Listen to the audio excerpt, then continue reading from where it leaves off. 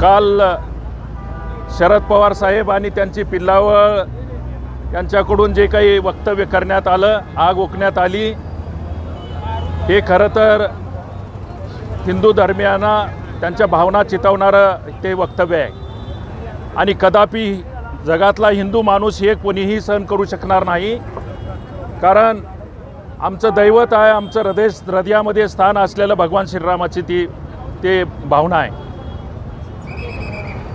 राजकारणासाठी, सत्तेच्या खुर्चीसाठी ही माणसं कुठंपर्यंत जातील खरं तर यांना कळायला पाहिजे. ह्यांच्या घरातला पुतण्याच यांना त्या ठिकाणी धोडकावून बाहेर पडलेला आहे त्यांच्या वर्तनामुळं, परंतु त्यांच्यामध्ये काही सुधारणा होत असलेलं आपल्याला दिसत नाही.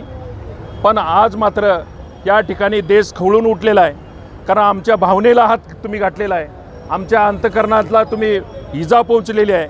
म्हणून यापुढं शरद पवार आणि त्यांची जी कंपनी आहे, जे एजन्सी चालवतात शरद पवार, या ठिकाणी जातीय द्वेष निर्माण करण्यासाठी, धार्मिक तेढ निर्माण करण्यासाठी ते या ठिकाणी हिंदुस्थानची जनता, जगातला हिंदू समाज त्यांना कदापि माफ करणार नाही.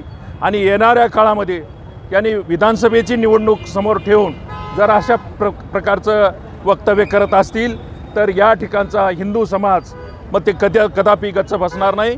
या ठिकाणी थांबलेले काही भारतीय जनता पार्टीचेच कार्यकर्ते नाहीत, तर या ठिकाणी हिंदू धर्माच्या अनेक चळवळीमध्ये काम करणारे कार्यकर्ते या ठिकाणी आहेत. म्हणून आम्ही या ठिकाणी शिवसेना आहे, महायुतीतले सर्व घटक पक्ष आहेत, सर्व नेते आहेत, गुलाबांना आहेत आमचे मार्गदर्शक. या ठिकाणी सांगू इच्छितो की आज आम्ही या प्रवृत्तीचा, या व्यक्तींचा आम्ही या ठिकाणी निषेध करतो, जाहीर निषेध करतो आणि या ठिकाणी त्यांना सांगू इच्छितो की यापुढं अशा प्रकारचे वक्तव्य केले तर हिंदू समाज कधीही माफ करणार नाही, खपवून घेणार नाही.